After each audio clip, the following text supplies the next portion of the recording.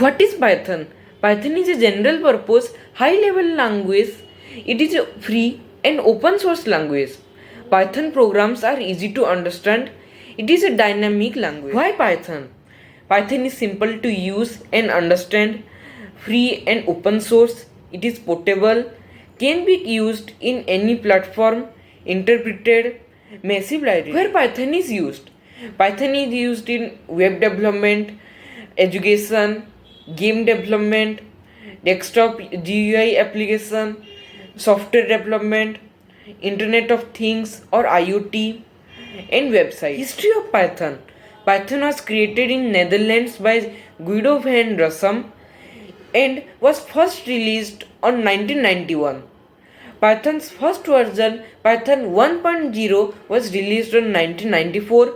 Python 2.0 was released on 2000 and Python 3.0 was released on 2008. Thank you.